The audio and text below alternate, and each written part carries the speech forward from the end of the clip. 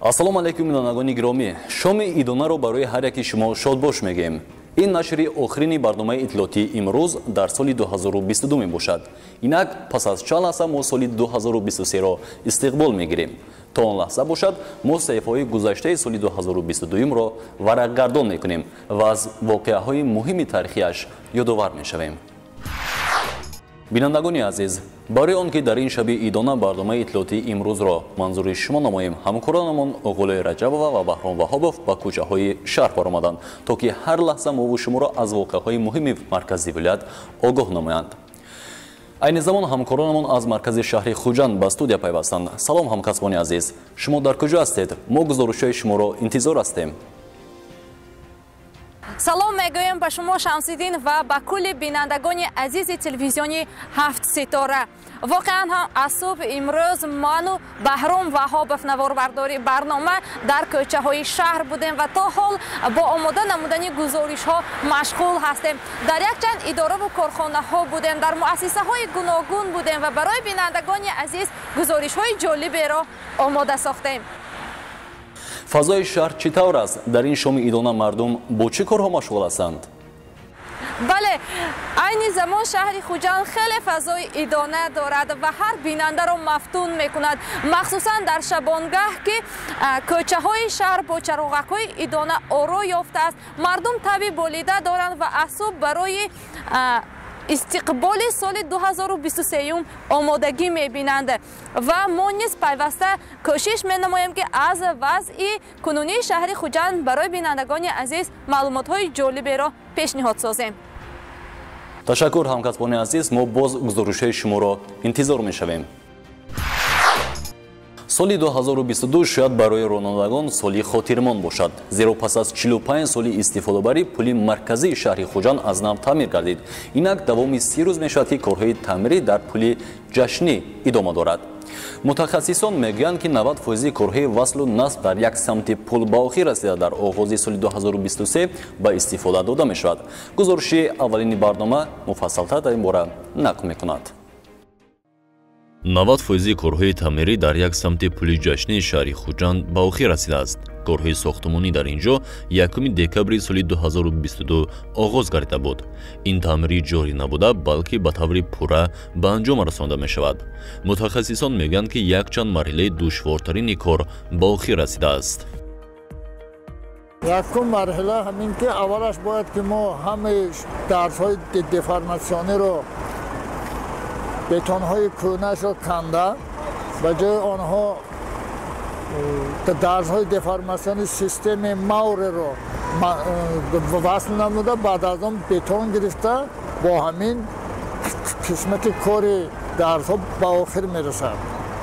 ҳамин тарз қисми дарсҳои ба қадди кубрук ҳаст, дарсҳо ба бари кубрук ҳаст. имрӯз мо якҷоя ҳарду ҳамин корро бурда истодаем, ҳаракат карда истодаем ки аз тарафи чап ҳамин корро беҳтар кунем ки аз тарафи рост кораш камтар шавад. пули ҷашнии шаҳри Хуҷанд солҳои 1983-1986 сохта ба истифода дода шуда буд. дарозии он 330 метр буда, паҳнояш бо роҳи пиёдагард 30 метрро ташкил медиҳад.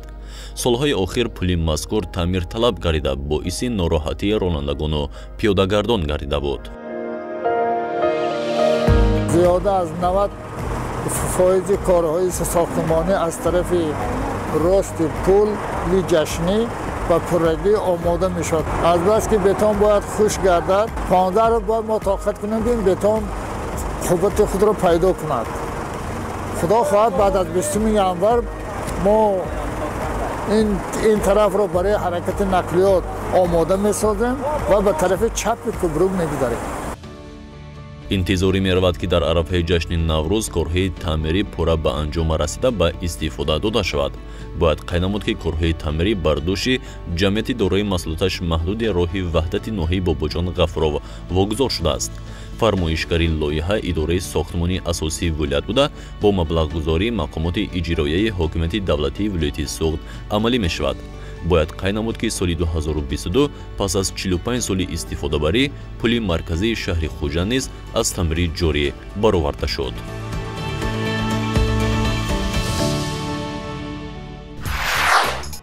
соли 2022 мардуми сарбаланди тоҷик 30-мин солгарди иҷлосаи 16-ми шӯраи олии ҷумҳурии Тоҷикистонро таҷлил намуданд. иҷлосаи мазкур воқеан барои мардум тақдирсоз мебошад, зеро он қадами аввалину ҳалкунанда барои хомӯш кардани оташи ҷанги шаҳрвандӣ буд. Дар афраи таҷлили ин ҷашн якчанд иншоот низ ба истифода дода шуд. Яке аз онҳо осорхонаи таърихии қасри Арбоб ва боғи иҷлосия мебошад. айни замон ҳамкоронамон дар ин мавзеъ қарор доранд ва навбатро ба онҳо медиҳем. бале Шамсиддин, айни замон мо дар маконе қарор дорем ки ҳар як ашёи дар инҷо буда бӯи таърих мекунад.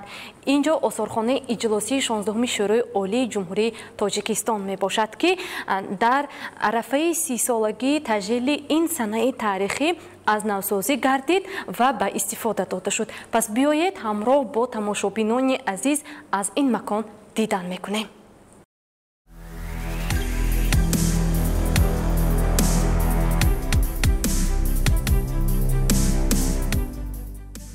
аксу наворҳои таърихӣ ба тарҳи муосир дар деворҳо ҷой гирифтаанд. он хотироти ҳар бинандаро ба воқеаҳои мудҳиши оғози солҳои 90 мепайвандад. гирди ҳамояҳо дар пойтахти кишвар, оташи ҷанги бародаркуш, ашки модарони фарзанд гумкардаву бесаробон монда дар аксҳо инъикос ёфтаанд.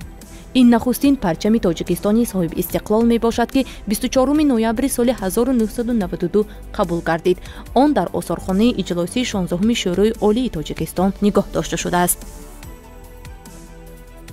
24 ноябр парчами ҷумҳурии Тоҷикистона ба толор медаровардан, вориди толор мекардан. ана дар инҷо ана ҳаминҷа аз минбар фаромада истода, ҳамин мана чӣ хеле ки дида истодаед, ҳамин худашон ба молиш додан рӯи абрӯонашон ба ана ҳамон ҷо қасам ёд кардан ки то он даме ки ҳамаи гурезагони тоҷик аз марз берун рафта барнамегарданд, ман худамро ором ҳис намекунам.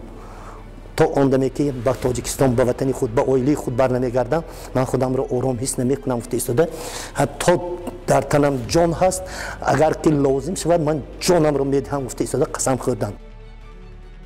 аз оғоз то анҷоми кори иҷлосии 16 дар соли 1992 қабули қонуну қарорҳо, иқтибос аз суханрониҳо ва паёми табрикотии сарони кишварҳои ҷаҳон дар толори аввал ҷой гирифтааст. минбар, мизу курсӣ, таҷҳизоти техникӣ ва ҳатто чойнику пиёлае ки дар рафти иҷлосия истифода шудааст, метавон аз ин осорхона пайдо кард. дастгоҳҳои наворбардорӣ бошад, бозгӯӣ, саҳми кормандони воситаҳои ахбори омма дар ҷараёни инъикоси иҷлосии тақдирсоз мебошад. ана дида истодаед дар ин ҷо анамун дастгоҳҳое ки наворбардорӣ, ана ин техникаҳое ки анамун вақту соат зарур буд, ана дар ҳамин ҷо дар тамошо гузошта шудааст, дар намоиш. мана ана ҳамин камераҳое ки ба наворгирӣ машғул мешуданд, кормандони васоити ахбори оммаи вилоят, асосӣ вилоят буданд. вақте ки рафти иҷлосиро ба навор мегирифтанд ва соати бегоҳӣ соати 6 ҳама телевизора ҳамин ахбори вилояти Ленинобод, ҳамон вақта Ленинобод буд, ҳамина интизорӣ мекишиданд. ду толори осорхонаи мазкур бозгӯи воқеаи рӯйдодҳои дирӯзу имрӯзи Тоҷикистон мебошад. баъди хомӯши оташи ҷанги бародаркуш, ташаккули тамоми соҳаҳо бароҳ монда шуда, дастовардҳои замони соҳибистиқлолӣ дар толори дуюм инъикос ёфтааст.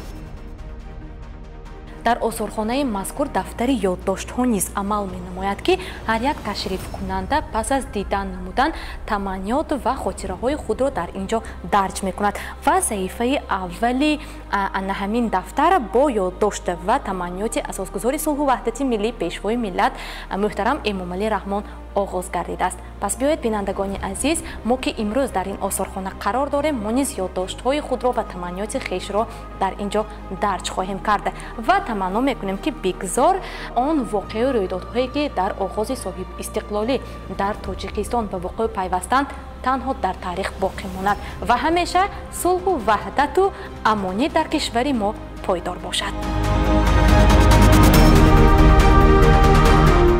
30 сол қабл дар қасри маданияти ба номи Саидхоҷа Урунхоҷаеви вилояти Суғд иҷлоси таърихии 16-уми Шӯрои Олии Ҷумҳурии Тоҷикистон баргузор гардида буд.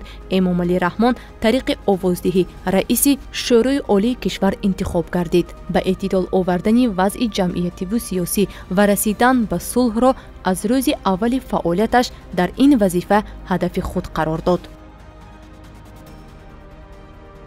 16 ноябри соли 2022 30-солагии иҷлоси 16-уми Шӯрои Олии кишварро бо иштироки зиёда аз 700 нафар фаъолони кишвар ин рӯйдоди таърихӣ бо шукӯҳ ҷашн гирифта шуд.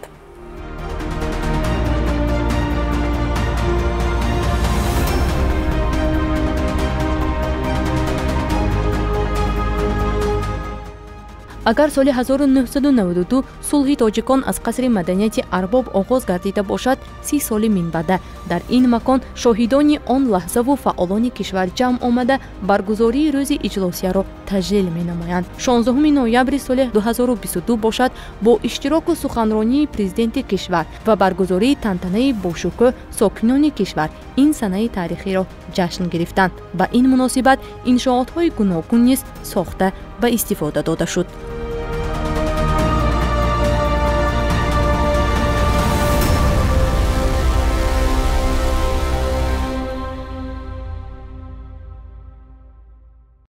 дар доираи таҷлили ҷашни 30-солагии иҷлоси 16-уми Шӯрои Олии Ҷумҳурии Тоҷикистон дар назди қасри Арбоб боз як макони зебо боғи фарҳангӣ фароғатӣ ки ба номи иҷлоси 16-уми Шӯрои Олии Ҷумҳурии Тоҷикистон унвон гирифтааст мавриди истифода қарор дода шуд ва айни замон ин макон имрӯз ба мавзеи сайру гашти мардум табдил ёфтааст ва бояд ёдовар шавем ки ин мавзеъ яке аз мавзеъҳои хушманзара мебошад ва Шамсиддин айни замон силсилаи гузоришҳои мо боз идома меёбанд ва мо боз бо шумо дар тамос мешавем ва боварӣ комил дорем ки имрӯз бинандагони азиз низ моро пайгирӣ карда истодаанд.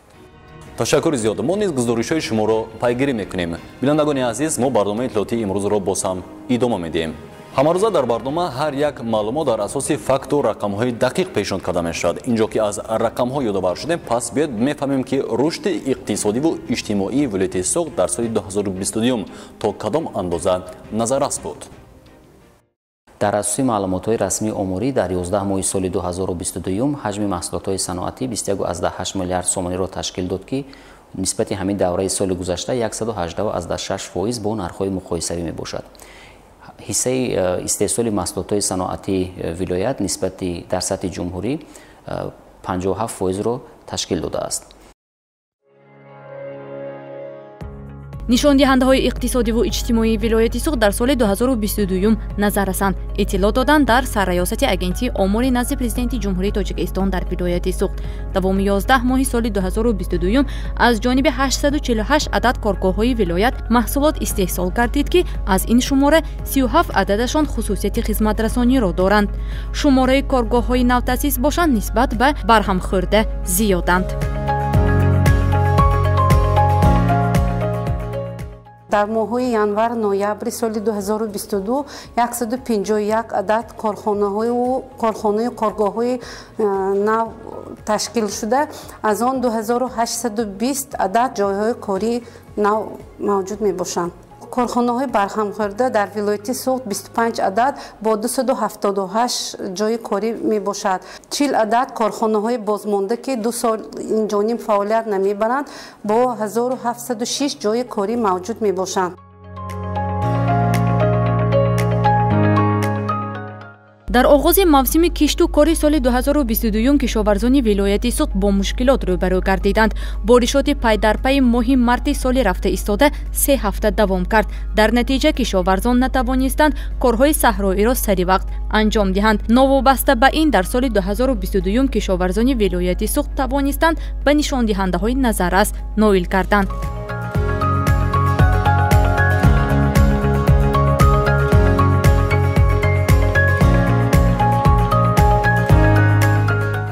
дар ин давра ҳаҷми истеҳсоли маҳсулотҳои кишоварзӣ ба 14,5 миллиард сомонӣ омада расид ки бо нархҳои муқоисавӣ 112%ро нисбати соли гузашта ташкил додааст.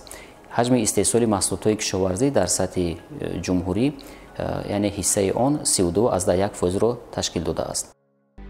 кишоварзони вилояти суғд дар баробари бароҳ мондани кишти такрорӣ нақшаи истеҳсоли маҳсулоти соҳаро пурраву барзиёд иҷро намуданд. дар натиҷа маҳсулоти ғалладонагиву полезӣ, картошкаву пахта ва мевагиҳо аз нақша зиёд истеҳсол шудааст.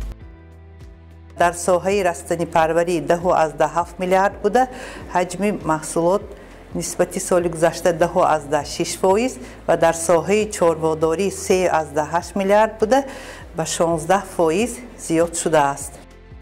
воридоти мол ба вилояти суғд 1,8 миллиард долларро ташкил медиҳад, ки нисбати соли 2021 27,7% бештар аст. воридоти маҳсулот асосан аз ҳисоби паррандаи хонагӣ, равғани растанӣ, моҳӣ ва нақлиёт зиёд мебошад. аз вилояти суғд бошад бештар тухми парранда, меваи хушк ва масолиҳи сохтмонӣ содирот гардидааст. дар моҳҳои январ-ноябри соли 2022 ҳаҷми гардиши савдо ба 13,9 миллиард сомонӣ расидааст, ки нисбати ҳамин давраи соли гузашта 3,1% зиёд мебошад. ҳиссаи он дар сатҳи ҷумҳурӣ зиёда аз 42%-ро ташкил мекунад. сарраёсати агентии омури вилояти суғд дорои 5 раёсату шӯъбаҳои гуногун мебошад. дар ҳар як шӯъба маълумот аз 18 шаҳру навоҳии вилояти суғд ҷамъоварӣ мегардад. сипас он маълумотҳо коркард таҳлилу ҷамъбаст гардида пешниҳод мешавад. айни замон кормандон саргарми кор буда нишондиҳандаҳои иқтисодиву иҷтимоии вилоятро дар соли 2022 ҷамъбаст намуда истоданд. интизорӣ меравад, ки давоми 3 соли оянда тамоми лифтҳои аз кормондаи хонаҳои баландошонаи шаҳри Хужанд бо лифтҳои наву замонавӣ иваз карда шаванд. зеро соли 2022 дар шаҳри Хужанд коргоҳи лифтбарорӣ ба фаъолият шурӯъ намуд. муфассалтар дар ин бора гузориши навбатии барнома нақл мекунад.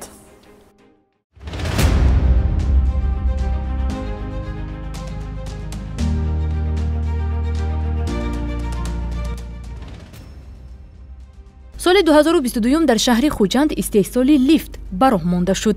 ин тасмим аз ҷониби масъулини Хуҷанд-Торкмаш дар ҳамкорӣ бо коргоҳи Могилёв лифтмаш амалӣ гардид.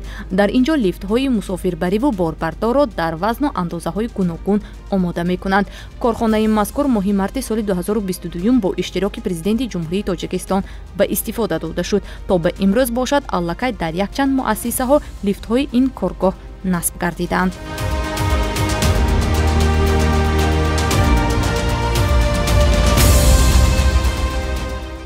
ба лифтҳое ки мо истеҳсол мекунем аз рӯзи истифодабарӣ 18 моҳ, яъне 1,5 сол кафолат дода мешавад. то ба имрӯз лифтҳои мо дар беморхонаи шаҳри рақами 1, бинои 2 донишгоҳи давлати шаҳри Хуҷанд, биноҳои навбунёдшуда истодаи истиқоматии шаҳри Хуҷанд ва Исфара насб шуда ва ба истифода дода шуд.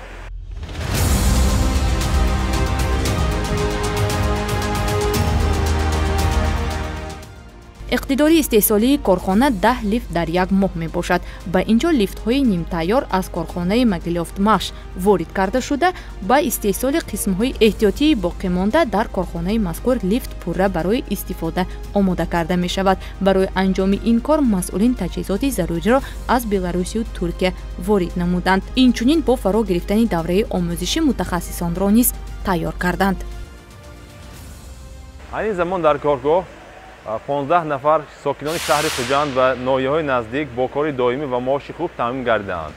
нақшаҳои мо дар соли нави омада истода бисёртар ҷалб кардани мизоҷон ба маҳсулоти ватанӣ, васеъ кардани иқтидори истеҳсолӣ ва зиёд кардани ҷойи корӣ барои ҳамватанони худ мебошад. солҳои 2021 ва 2022 вақте мо барномаи иттилоотии имрӯзро ҷамъбаст менамудем, вазъи эпидемиологӣ ҳамеша дар сархати гузоришҳои мо қарор дошт. 15 марти соли 2022 бо баробари ба эътидол омадани вазъи эпидемиологӣ дар кишвар гирифтани ниқоб на ин ки ҳатмӣ, балки ихтиёрӣ гардид. воқеан саломатии инсон гавҳари ноёб аст. ҳоло ҳамкоронамон боз ба студия пайвастанд. мебинем ки чӣ навори ҷолибе баҳри мову шумо омода карданд. бинандагони азиз, айни замон мо дар яке аз сохторҳое қарор дорем ки тамоми сол бидуни рӯзҳои истироҳату идона ба таври шабонарӯзӣ фаъолият мебаранд. сухан дар бораи ёрии таҷилӣ меравад. пас биёед соли нави омада истодаро барои онҳо шодбош мегӯему андаке бошад ҳам ҳамроҳашон навбатдорӣ мекунем.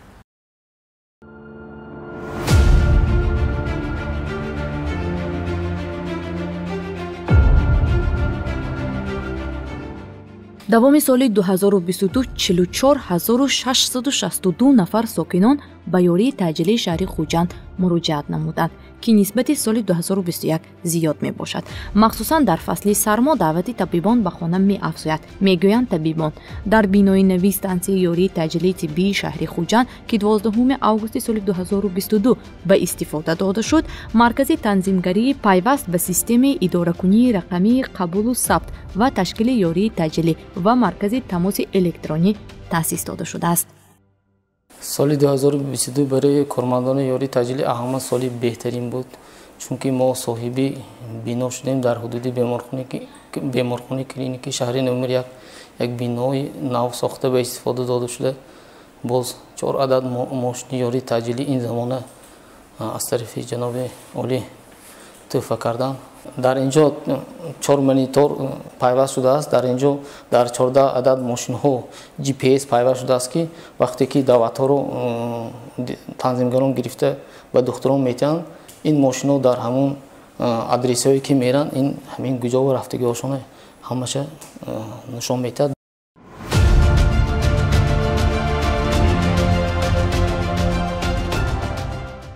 то 150 муроҷиат ба ёрии таҷилии шаҳри Хуҷанд дар як шабонарӯз ба қайд гирифта мешавад. даъвати сокинон асосан дар вақти шабона бештар мегардад. муроҷиатро танзимгарон қабул мекунанд. тахминан Нурмуродова ҳамшираи тиб мебошад. инчунин як сол мешавад, ки дар инҷо ба ҳайси танзимгар фаъолият мебарад. вай нигарон аз он аст, ки баъзе аз наврасон занг зада даъватҳои дурӯғин медиҳанд. инҷо бисёр ин хел ҳолатҳое мешаванд, ки падару модар ба телефонҳои худро ба кӯдакашон медиҳанд, беназорат мемонанд, онҳо ба мо занг мезананд, бисёр бозӣ мекунанд. шояд дар он вақте ки онҳо ба мо занг мезананду бозӣ мекунанд, ягон каси дигар ба мо занг зада истодааст ба кӯмаки мо ниёз дорад. барои ҳамин аз онҳо хоҳиш менамоем, ки фарзандони худро беназорат нагузоранд, ки ба мо бисёр даъватҳои бардурӯғ бисёр мешавад. занг мезананд, баъд ман вақте ки ёрии таҷилиро равон мегардонам, дар ҷои ҳодиса бемор нест. дар он шабонарӯзӣ 11 нақлиёти ёрии таҷилӣ ба сокинони шаҳри Хуҷанду ноҳияҳои атрофи он хизматрасонӣ мекунанд. салому алайкум, ёрии таҷилӣ. хуб, ба кадом суроға? ба бемор чӣ шудааст? номунасиби бемор? хуб, даъвати шумо қабул карда шуд, интизор шавед, ҳозир мерасанд. духтур, даъватро қабул кунед, бемории дарди шикам. хуб, даъват қабул, ҳозир расида меорем. дар вақти наворгирӣ даъвати таҷилӣ шуд ва гурӯҳи кории мо низ дар рафти он иштирок намудем. духтури даъватӣ Одил Раҷабов ва беҳиёри даъватӣ Умед Муратов ба хонаи бемор мераванд.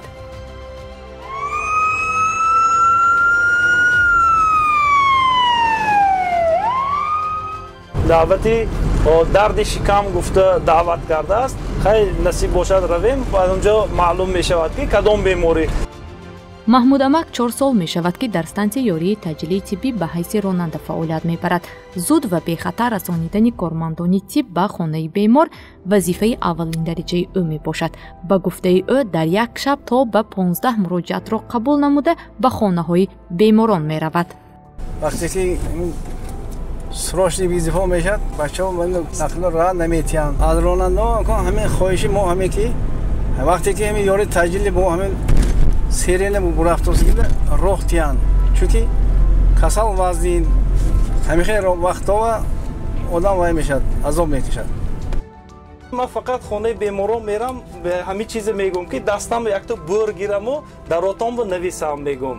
ҳамаш мегӯм, ки бо чува мегӯм, ки хонаҳои шурӯъ дарвозаҳои зебо неки рақамаш нест. албатта ҳамин даъватҳое ки мерем, якум мо ба ҳамин кӯчаба мебиёем даъват, аммо рақами хонаҳо рақами домҳо ҳами чизо навиштагӣ нест ки мо арӯи ҳамин ё дер мешад ё ҳамон кофта ҳамин вай мешад ки ҳамин нағз мешуд ки ҳами чизо ҳамин чизаш танқисӣ бисёр мешад. бинобар хоҳиши бемор мо вазъи ӯро дар хонааш ба навор нагирифтем, чун аз дарди шадид азият дошт. даъват бо муваффақият ба анҷом расид ва табибон тавонистанд сари вақт кӯмаки худро расонанд.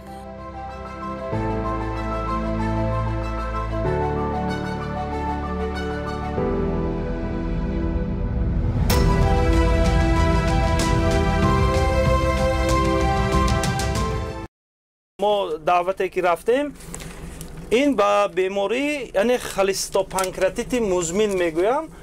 ин албатта илтиҳоби музмини ғадуди зери меъда ва талха мебошад. инҳо тӯли чандин сол аст ки ба ин беморӣ гирифторанд. албатта баъд аз вайрон кардани реҷаи хӯрокхӯрӣ яъне хӯрокҳои хамирину серраван истеъмол кардиам хуруҷи ҳамин беморӣ зиёд гардидааст.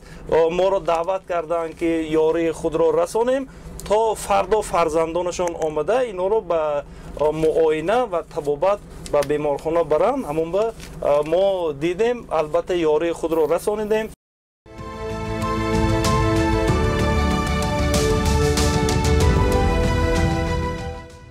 давоми чанд лаҳзае ки мо ҳамроҳи кормандони ёрии таъҷилӣ навбатдорӣ намудем, тавонистем ҳатто дар як даъват низ иштирок карда бошем. воқеан ҳам саломатии гавҳари бебаҳо аст ва кормандони ин ниҳод низ имрӯз кӯшиш намуда истодаанд ки барои мардум хизматрасонӣ карда бошанд. барои шумо бошад бинандагони азиз, дар соли омада истодаи 2023 саломатии комилро таманно мекунем ва силсилаи гузоришҳои хешро идома медиҳем. бинандагони гиромӣ, чуноне ки ҳар яке шумо огоҳ ҳастед, дар баробари аз нав барқарор гардидани муносибатҳои дӯстонаи ҷумҳуриҳои Тоҷикистону Ӯзбекистон ҳамкориҳо бо ин кишвари ҳамсоят дар тамоми соҳаҳо ранги дигар гирифтанд. соли 2022 мо бо ҳамкасбонамон аз телевизиони Сухи ҷумҳурии Ӯзбекистон кӯшиш намудем гузоришҳоро аз ҳамкориҳои ин ду кишвари ба ҳам дӯст омода намуда бошем. айни замон ҳамкасбамон Ҷаҳонгир Собиров аз телевизиони Сух ба студияи мо пайваст шуданд ва навбатро ба онҳо медиҳем. ассалому алайкум.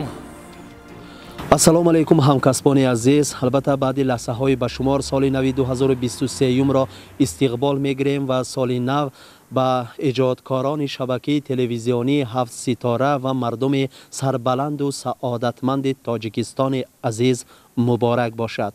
ҳамкории Тоҷикистону Ӯзбекистон солҳои охир бо ташаббуси президент Шавкат Мирзиёев ва раҳбари Тоҷикистон Эмомалӣ Раҳмон хеле густариш ёфт, мустаҳкам гардид ва дар тамоми соҳаҳо албатта ҳамкориҳо ба роҳ монда шуданд.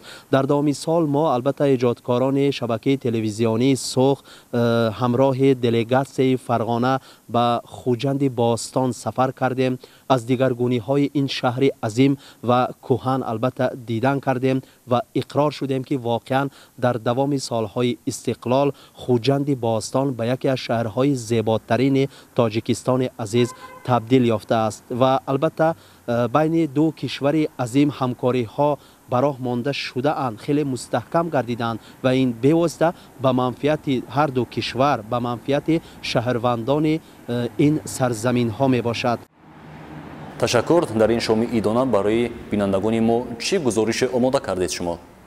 тоҷикон дар Ӯзбекистон қисми зиёди аҳолиро баъди ӯзбекон ташкил медиҳанд ва барои онҳо ҳамаи шароит фароҳам оварда шудааст. фазилатхон қаймова сокини деҳаи лембури ноҳияи Сухи вилояти Фарғона мебошад. ба хонандагони синфҳои ибтидоии мактаби деҳааш дарс медиҳад. тақдир ӯро аз вилояти Суғди ҷумҳурии Тоҷикистон ба ноҳияи Сухи вилояти Фарғона овардааст. аз ин 30 сол қабл ин духтари ӯзбек ки аслан аз ҷумҳурии Тоҷикистон мебошад ба хонаводаи тоҷик келин шудааст. аз хонадони дигар миллат ба оилаи миллати дигар келин шудан ба урфу қоидаҳои онҳо одат кардан кори мушкил аст мегӯянд, аммо аз гуфтаи Фазилатхон ӯ ягон мушкилеро ҳис накардааст. миллато мо дига будан кади урф одато мо ҳамаш якхел. мана 30 сол боз ман худова шукр нағз зиндаи карсоям. шавҳарам тоҷик, шавҳарамам мактабанда, ҳамин мактабанда кор мекунем ҳардуҳумоям. 4 фарзандо мо ҳай ҳамаҳошон мана олӣ даргоҳ ба даромада хонда истодан. узбеку тоҷик азал дӯст мебошанд. узбеку тоҷика ман омадам узбек, лекин инҷанда мана ҳеҷ ки узбек намегӯд. ҷудо фарқ карда намешад, ҳамаҳо мо ба ҳам монанд. воқеан фарқи ҳама мардумони олам осон ҷуз тоҷику узбек, гарчанде забони онҳо дигар аст, аммо урфу одат ва қадриятҳояшон як. аз азал ин ду қавми муаззам дар аҳливу иттифоқӣ умр ба сар бурда, барои рушду равнақи кишварҳои осиёи марказӣ саҳми хешро гузошта омадаанд. дар ӯзбекистон низ қисми зиёди аҳолиро баъди узбекон тоҷикон ташкил медиҳанд ва онҳо дар пешрафти соҳаҳои гуногун саҳми барҷаста мегузоранд. ман анча хонамо рафта натонистам. баъди раҳо маҳкам шудан 7 сол ман нарафтам.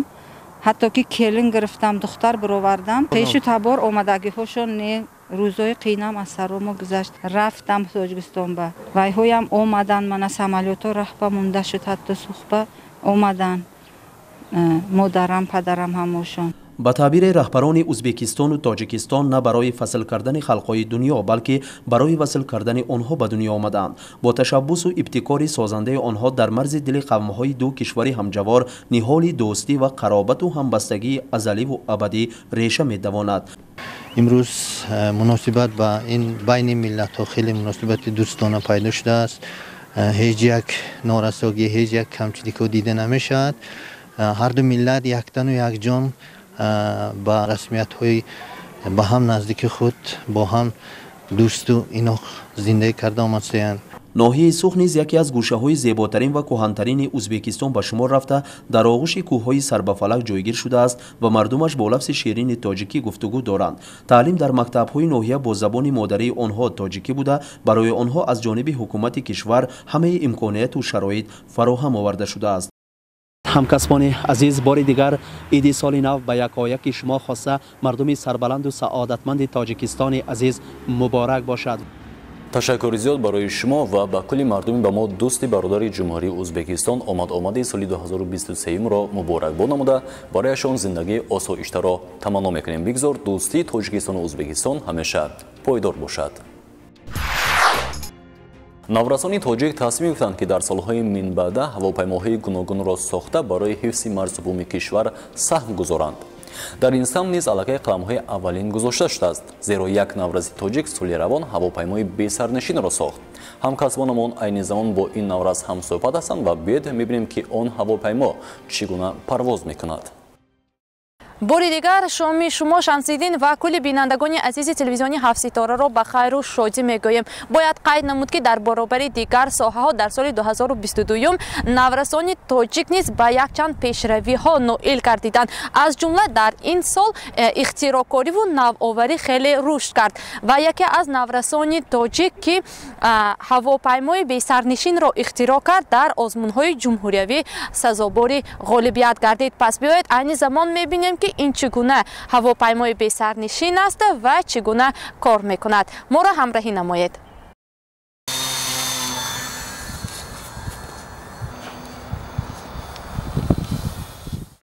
парвози ҳавопаймои бесарнишин дар масофаи 2 километр муваффақона гузашт. ин навоварӣ дар соҳаи ҳавонавардӣ аз ҷониби навраси тоҷик Дилшод Назаров ба даст омад.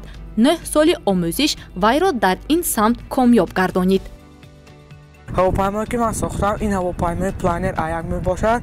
ман инро дар муддати 1 моҳ бо роҳбарам Рамиль Раҳимов ҷало атоят сохтам. барои сохти ин ҳавопаймо ба ман лозим шуд пӯкҳои махсус ширеш. ба ин ҳавопаймо худ ман муҳаррики бесколлекторни насб будам. ба ин ҳавопаймо ман сермашинка истод будам. ҳар як ман сермашинка ки насб будам ин кору худро анҷом мекардам. масалан барои элерон 2 сермашинка насб будам. барои кил ва рул поворот стабилизатор бошад боз 2 сермашинкаро истифода бурдам. ба парвоз дар ҳавопаймои худ ин метавонад то 2 километр растаниро бемонӣ гӯш карда метавонад. нозукаҳои ихтирокориро Дилшод дар маҳфили авиамоделии маркази таҳсилоти иловагии вилояти Суғд аз худ намуда истодааст. бинобар маълумоти мутахассисони марказ солҳои охир шавқи наврасон ба ихтирокориву навоварӣ бештар гардидааст. ба ин пеш аз ҳама баргузории озмунҳои гуногун мусоидат намудааст. Озин мо ми марказо мо як данамут ихтирокороё ҳай. Мо мисол бесарнишин ба кор кунем самолёте. Бачаҳо ҳаян ва контактни сварка сохта ки газони касилка сохта ки ҳамаш ихтиро кардика. Алла чанд намуд сохта ки. Ҳамин мусобиқе ки мултар шудост ихтирокориам пеш барафт асоси биад. чанде пеш Дилшод Назаров бо ин навовариаш дар даври ҷумҳуриявии озмуни илм фурӯғи маърифат ғолибиятро ба даст оварда бо 25 000 сомонӣ мукофотонида шуд. ин навраси тоҷик мехоҳад дар оянда чунин ҳавопаймоҳои бесарнишинро сохта барои ҳимояи марзу бӯми кишвар саҳм гузорад. ҳамарӯза хабарнигорони мо дар баробари он ки ба макони ҳодисаву воқеъ мераванд инчунин маълумотро дар ҳамкорӣ бо хадамотҳои иттилоотӣ мақомотҳои гуногун дастрас мекунанд. махсусан оид ба вазъи ҷинояту ҷинояткорӣ ва таҳияи гузориш аз макони ҳодиса ҳамкасбамон Акбар Шарипов аз хадамоти матбуоти раёсати вазорати корҳои дохилии ҷумҳурии Тоҷикистон дар вилояти Суғд ҳамешагӣ аз вазъи ҷинояти вилоят ҳамагонро бохабар месозанд. Акбар Шарипов имшом низ бо мо ҳастанд ва ман меҳмонро ба студия хайрамақдам мегӯям. Нахуст меуфтед ки ошкор ва пешгирии ҷиноятҳо дар соли 2022 чӣ гуна буд? Ташаккур ба шумо таҳиягарони барномаи иттилоотии имрӯзи телевизиони ҳафтстора ки мо кормандони мақомоти корҳои дохилиро даъват намудед. Арзи салом мерасонем ба кулли тамошобинони барномаи имрӯз ва дар арафаи соли нав пеш аз ҳама ба онҳо бурборӣ ва таҳният гуфта ҳамин чизро мерасонем ки мақомоти корҳои дохилӣ ҳамчун як дастгоҳи тарғиботӣ аз воситаҳои ахбори умма васеъ истифода мебарад. мо тавассути воситаҳои ахбори умма на танҳо фаъолияти худамонро инъикос мекунем, ҳамчунин дар тарбияи ҳуқуқии шаҳрвандон, пешгирӣ аз ҷинояткорӣ ва мубориза бар зидди ҷинояткорӣ дастгоҳҳои иттилоотӣ васеъ аз тарафи мо истифода мешавад. аз ҷумла ҳамкории мо бо телевизиони ҳафтстора дар сатҳи хеле хуб ба роҳ монда шудааст. мо тавассути фазои иттилоотӣ ин телевизион барномаи махсуси худамонро ки милитсия хабар медиҳад унвон дорад инъикос мекунем. ҳамчунин гузоришҳои иттилоотиро мо тавассути барномаи имрӯз ба пешкаши тамошобинон мегардонем. гуфта метавонам ки дар давоми соли 2022 аллакай мо 26 нашри барномаи иттилоотии криминалии милитсия хабар медиҳадро дар васоити ахбори умма инъикос кардем, аз ҷумла дар телевизиони ҳафтстора. ташаккури зиёд мегӯям барои шумо. лутфан мегуфтед ки аз он ҳодисаҳое ки ба қайд гирифта шуд кадоме аз онҳо ҷиноятҳои пурсару садотарин буданд? мақомоти корҳои дохилии вилояти Суғд тавре тамошобинон иттилоъ доранд пайваста он ҷиноятҳои изтиробангезе ки таъсири васеъи ҷамъиятӣ доранд мо тавассути барномаи милитсия хабар медиҳад онҳоро манзури тамошобинон мекунем, инъикос мекунем то ин ки сару садоҳо пешгирӣ карда шавад. дар давоми соли 2022 якчанд ҷиноятҳои ба муқобили ҳаёту саломатӣ ба қайд гирифта шудааст, аз ҷумла ҷиноятҳои вазнини одамкушӣ. гуфта метавонем ки дар ноҳияи Деваштиж вақте ду фаррӯшзанро ба ҳалокат расониданд атрофи ин ҷиноят хеле сару садоҳо зиёд буд. мақомоти корҳои дохилӣ ошкорсозии ин ҷиноятро таъмин карда тавонист ва гумонбари ҷиноят боздошт ва нисбати ӯ парвандаи ҷиноятӣ оғоз гардид. ҳамчунин дар шаҳри Хуҷанд ҷавонзане мехост ки хиёнаташро бо куштори фарзанди худ рӯйпӯш кунад.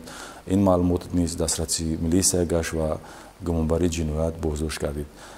чанде пеш дар шаҳри Бустон, Сарроф ба истилоҳ Валючик ҳадафи ҳамлаи ғоратгарона қарор гирифт ва наздик 500 000 сомонии ӯро ки асъори хориҷӣ ва пули миллӣ буд тасарруф карда буданд ғоратгарон. 2 нафари онҳоро кормандони милитсия боздошт ва аз рӯи ҳодисаҳо парвандаи ҷиноятӣ оғоз гардид. мо итминони комил дорем ва тамоми тамошобинон, сокинони вилояти Суғдро бовар мекунонем ки мақомоти корҳои дохилии вилояти Суғд дар иҷрои вазифаҳои касби ӯҳдадории худ муваффақ аст ва онҳоро бовар мекунад ки дар ҳимояи ҳифзи ҳуқуқ моликияти онҳо мақомоти милитсия бетараф нест ва кӯшиш мекунад ки ҳар нафари каҷрафтор, ҳар нафаре ки ҷиноят содир мекунад ҳатман подоши онро бинад, ҷазои онро бинад. ва мо ҳар як ҷинояти содиршудаву ошкоргардидаро тавассути барномаи милитсия хабар медиҳад ва тавассути барномаҳои иттилоотие ки дар телевизионҳои маҳаллӣ пахш мешавад инъикос мекунем. мо умед мекунем ки дар соли 2023 ҳеҷ як инсони даст ба ҷиноят назанад. мо хуб дарк мекунем ки дар ин шабу рӯзҳо кормандони мақомоти ҳифзи ҳуқуқ серкор ҳастанд. шабонарӯзӣ дар фаъолиятанд, то ки мардум зиндагии осоишта дошта бошанд. Дар адои вазифаи пурмасъулият ба шумову ҳамкасбонатон барори комёбиро таманно мекунем. бигзор кӯли сокинони ҷумҳурии Тоҷикистон ва берун аз он ҳаёти осоишта дошта бошанд, ҷомеаи мо аз ҷиноят ори бошад, маърифати ҳуқуқи шаҳрвандон баланд бошад, риояи қонун барои онҳо одат бошад ва давлати мо, Тоҷикистони мо гулгулшукуфон бошаду мо дар муҳити ободу осоишта зиндагӣ кунем. бинандагони гиромӣ, ҳоло боз як нафари меҳмони барномаи мо ҳастанд. Аслан аз рӯи ихтисос ин нафар ҳуқуқшинос ҳастанд, вале дар баробари ин ҳамзамон муҳосибиву ҳамширагиро низ аз худ намуданд. Дар соҳаи телевизион низ кору фаъолият намуда, барои дастрасӣ пайдо намудан ба иттилоот ба нафарони ношунаво саҳм мегузоранд. Ин нафар Барно Ҳусейнбоев ҳастанд. дар соҳаи телевизион наздик 2 сол мешавад ки бо мо ҳамкорӣ мекунанд ва барномаи иттилоотии имрӯзро бо тарҷумаи имову ишора барои бинандагон пешкаш мекунанд. Ман шуморо ба барнома хушомадед мегӯям. аслан вақте сухан дар бораи забономӯзӣ байни ҷавонон меравад, онҳо интихоб мекунанд забонҳои хориҷиро ва шумо интихоб кардед маҳз забони имову ишораро. лутфан мегуфтед ки умуман интихоби шумо чӣ гуна сурат гирифт ва омӯхтани ин забон барои шумо мушкил набуд? Ассалому алейкум. Ин забонро ман аз хурдӣ ба хубӣ медонам, азбаски ман дар оилаи ношнавоён зиндагӣ мекунам ва муҳити атрофи ман аз ношнавоён иборат мебошад. Барои ҳамин гуфтан мумкин аст ки ин забони модарии ман аст. Ман аввал ба хубӣ ҳамин забони имову ишора аз худ намудам ки барои он ки падару модари ман ношнаво ҳастанд. барои ҳамин ман ин забонро ба хубӣ аз худ кардам. вақте аввалин маротиба корро дар телевизион оғоз кардед, умуман эҳсосоти шумо чӣ гуна буд ва чӣ мушкилоте буд ки шумо дар оғоз аз он танқисӣ мекашидед? вақте ки маро ба телевизион даъват карданд, аввал ман хело ҳам хурсанд шудам, барои он ки барои ношнавоён иттилоот дастрас мешавад ва онҳо камтар бошад ҳам аз иттилооти рӯз бохабар мешаванд. барои ҳамин душворияш ҳамин буд ки ман бори аввал бо камера корбарӣ кардам. дуюмаш ин забон чӣ хеле ки забони имову ишора бисёр бо забони русӣ алоқамандӣ зич дорад. ман барномаи иттилооти ҳафтрӯзи кишвар бо забони давлатӣ забони тоҷикӣ меравад ва ман аввал аз забони тоҷикӣ ба забони русӣ, баъд аз забони русӣ ба забони имову ишора тарҷума карда, баъд дар барнома пешниҳод кардам. барои ҳамин душворӣ дар аввал бисёр буд. рафта рафта одат кардам. баъде ки барномаи иттилооти ҳафтрӯзи кишвар пахш шуда буд, баъд аз он дар кӯчаҳо вақте ки бо ношнавоён во мехӯрдам, онҳо хеле хурсандии худро ба ман мерасониданд ва пешниҳодҳо мерасониданд. мегуфтанд ман хеле хурсанд ҳастам ки дар барномаи ҷамъбастӣ иштирок мекунам ва кулли тамошобинонро бо соли омада истода табрик ва муборакбод мегӯям. ташаккури зиёд барои иштирокатон. мо аз ҳамкорӣ бо шумо бениҳоят хурсанд ҳастем ва дар соли омада истода орзу мекунем ки тамоми орзуҳои некатон амалӣ гашта бошад. ҳамаги чанд лаҳзаи дигар боқӣ мондааст ки мо соли 2023-ро истиқбол бигирем. инҷо аз ҳамкоронамон хабар расид ки мардуми зиёде дар назди арчаи маркази шаҳри Хуҷанд ҷамъ омаданд то ин ки бо хушнудии соли нави омада истодаро пешвоз бигиранд. бояд қайд намуд ки барои истиқболи соли 2023 дар ду мавзеи шаҳри Хуҷанд арчаҳои идона бо баландии беш аз 25 метр қомат афрохтанд ва айни замон шаҳр хеле фазои идона дорад. мардуми зиёде дар назди майдони ситораҳои шаҳри Хуҷанд дар назди арчаи идона ҷамъ омада истоданд то ин ки соли 2023-ро дар фазои идона пешвоз гирифта бошанд.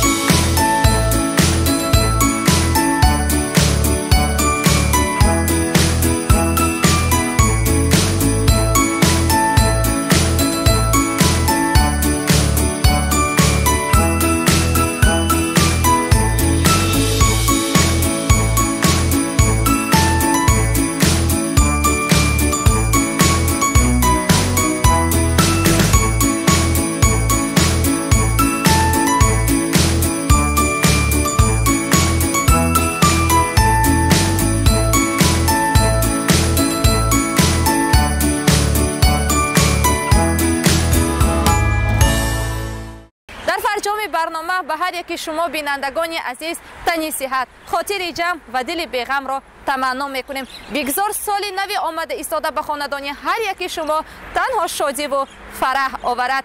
تا دیدار در سال 2023. بینندگان عزیز، این نشریه 313 برنامه اطلاعاتی امروز بود که در سال 2022 پیشنهاد شما نمودیم. دومین سال ما بیش از 1250 گزارش آماده نموده پیشنهاد شما کردیم. سال 2022 پر از واقعه و رویدادهای مهم بود.